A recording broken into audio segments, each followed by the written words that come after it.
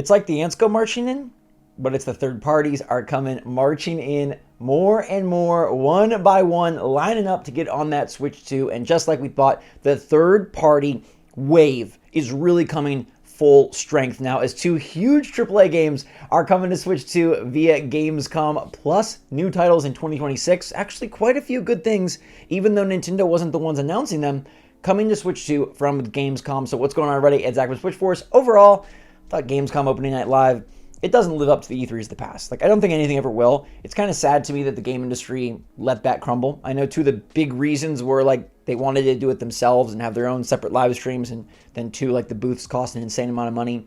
But that money delivered us like a Christmas week. It was so fun, so much spectacle, and nothing really, like the Keighley stuff, it's okay, but it's not close. What is close, though, is Indiana Jones and The Great Circle coming to Switch 2. Microsoft and Bethesda teaming up to bring the first huge game from their library to Switch 2. It's a 2026 title, despite DLC releasing for the other platforms next month, which is okay, it's fine.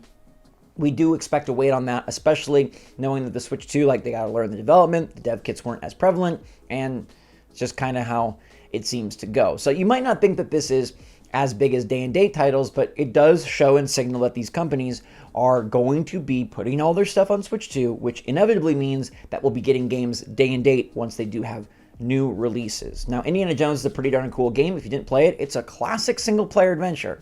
Hot diggity dog. They don't make a ton of those anymore.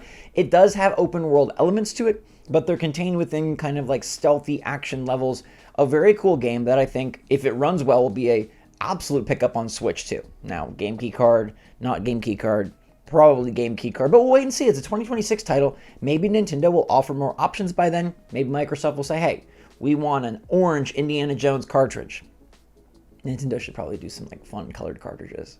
Give us a yellow SpongeBob cartridge. I'm not even going to get a SpongeBob game, but just do it for the classic look of all these cards on your shelf that are different colors, as long as they're not game key cards. Anyhow, the other game comes from Nate the Hate. No, he's not publishing it, but he did make a leak, and hey, I respect the guy in terms of his leaks, and I'm not going to dismiss them. So he says Indiana Jones and the Great Circle won't be the only Bethesda game coming to Nintendo Switch 2 in 2026. See that planet? You can go there. Aside from landing on PS5, Starfield is planned for release on Nintendo Switch 2 in 2026.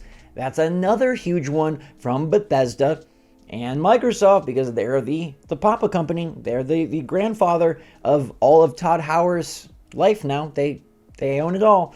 Starfield, while not the best of their work, is still, I think, a fun game, and the expansions do definitely improve that adventure. And it's something that will be fun to have on Switch 2. Now, I can hear a lot of you saying, like, these are not new games. These are not day-and-date games, and we didn't even get dates for Elden Ring or Final Fantasy VII Remake. To be honest, I'm kind of surprised we didn't get an Elden Ring date. I thought that surely would be a thing. Keighley loves Elden Ring. From Software loves working with him. I thought the Tarnished Edition would get a date, and maybe it will later on this week, or hopefully in the weeks to come. But I do still believe this is good. These are big games. These are AAA games. These are games that could not have ran on Switch 1, right? You would not have seen a Bethesda onslaught of their newer titles, and Indiana Jones is definitely newer. Starfield less so, but you wouldn't have seen either of these games on Switch 1, so it's good. It's very good. And then if we can get more and more titles, Capcom can bring their big titles, which I know they want to. Square Enix can bring their big titles. We can get to a place where we're getting these games day and date. It just seems like the rollout, similar to Nintendo's own rollout, is going to be a little slow to build momentum. But I think it bodes well that the Partner Showcase had a lot of third-party titles. This brings us more third-party titles, and there were brand new games announced that are also confirmed for Switch 2, which is a great thing. We got big old Batman coming to a Lego city near you, this time with Arkham-style combat. That's honestly pretty darn cool looking. I know people will kind of dismiss Lego games and say they're for kids, but the Star Wars one was actually really cool, and this looks to be taking things a step further. They're like, dude, we want to make really fun, cute, nostalgic, lore-based, fan servicey games, but also good games. And I think they have the chops to do it. So this one features a ton of Batman villains. It looks like a big open world, and it's coming to Nintendo Switch 2 in 2026. That's Lego Batman Legacy of the Dark Knight. It's not like a combination of past games. It is a brand new game, and I think it's pretty darn cool, and I'm looking forward to it. It should be day and date. It's a Lego title, so you might say, whatever, but You might say, whatever about Hollow Knight Silksong? We didn't get a date for that, but it is confirmed for 2025, which we basically knew already, and they're going to reveal the release date on Thursday. Team Cherry is doing it themselves. It looks like it's a 2-minute trailer about, and they're going to give us, the final details. And there's also like an interesting article going up. If you're curious, Stephen Totillo is doing an article on why it took 7 years, and that also debuts on Thursday. So I'm kind of eager to read that and see what they have to say for themselves. There are some smaller titles like Bubsy 4D, He-Man, Absalom, games coming to Switch later this year. Sonic Crossworld's got a Pac-Man World 2 repack DLC, but outside of that, we also did get a Daemon Ex Machina Titanic Scion demo for Switch 2. That's out now. The game is out in a couple of weeks. I hope that game is good. I think Daemon Ex Machina was underwhelming, but this one does look better, and the previews say like, wow, it's like actually pretty improved. So I'm excited to check that out when I have a chance. They did show off more Chronos New Dawn, which is day and date on Switch. Hallelujah. That game looks absolutely sick. It's your horror Dead Space mix with like some kind of like past merging with the future, changing time, reverting things, pushing things forward. It does look pretty darn cool. There was a big paid expansion for Cult of the Lamb announced. But if you're thinking like, wow, these don't sound like huge new games, it's because there really weren't huge new games at Gamescom. None of the games really shown off there were big, bold, new, amazing AAA titles announced. It was a lot of follow-up trailers for games like Black Ops 7. It was a lot of DLC, like I mentioned, for Cult of the Lamb, and a lot of like World of Tanks stuff, things that most people probably don't care about. Of the bigger stuff, it was like Indiana Jones DLC, boom. The Switch 2 is getting Indiana Jones, and I expected to get the DLC eventually. Lego Batman, Dark Knight Legacy, boom. That is coming to Switch 2 as well, so this was a good start. The next wave of games, whether that's announced at a Nintendo Direct or at other companies' press conferences or live streams, they need to come day and date, right? So when new games get announced, like brand new games, not new versions, not DLC, but brand new games, it's time for them to be day and date on Switch 2. Borderlands 4 ain't gonna make it, but I'm glad we're getting the game, okay?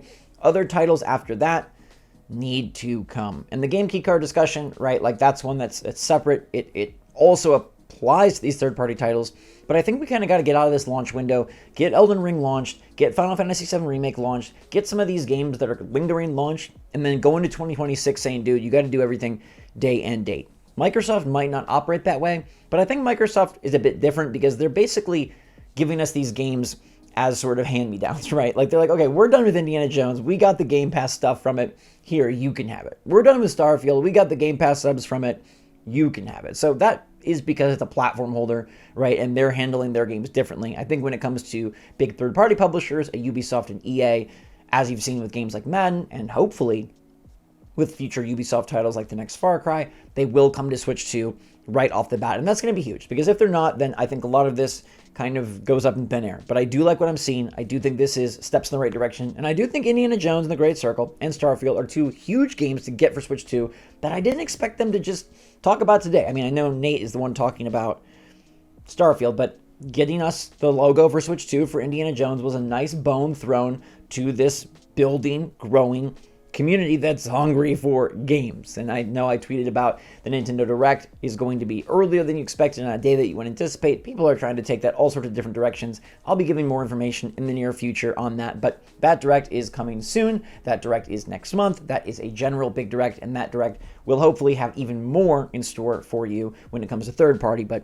obviously, and maybe more importantly, first party. So it seems like Switch 2, like the first year, the first 6 months, a bit slow on the rollout of the dev kits, a bit slow on the day and date stuff, and hopefully that does not carry into 2026, and we can have a fresh start in 2026, and the games that release in 2026 will be out the same day and date, and we won't be looking back and saying, guess what, you get Fallout New Vegas, although that would be a fun get, I think, with the Fallout Season 2. That was probably like the coolest trailer was the Fallout Season 2 trailer. I don't know. I didn't think Gamescom really had a ton to offer. None of these shows seem to have like a huge stellar game announcement. Those always seem to be made independently or just not made at all. I still feel like we don't have a lot of November or December games. We know that Kirby Air Riders is November. I still think that Metroid Prime 4 is going to be November, earlier in the month, like the first week of November.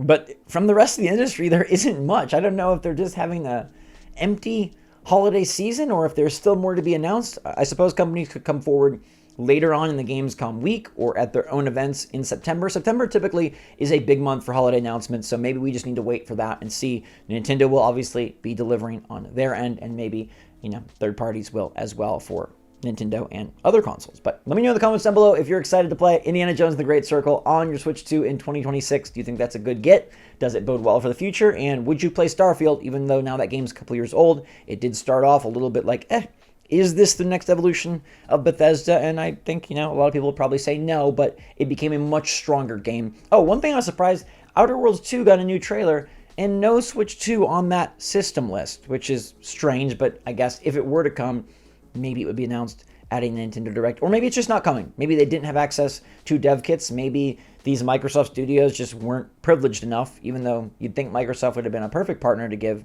early dev kits given how they supported Switch 1, but maybe there's some intricacies and some complications given that they're both platform holders. I don't know. No speculation here, just Outer Worlds 2 did get a new look, and nothing about Switch 2, which I found to be a bit of a bummer. But let me know what you think in the comments down below, everybody. Until next time, stay safe, stay healthy, stay happy, stay positive out there. Love you lots. SwitchForce out.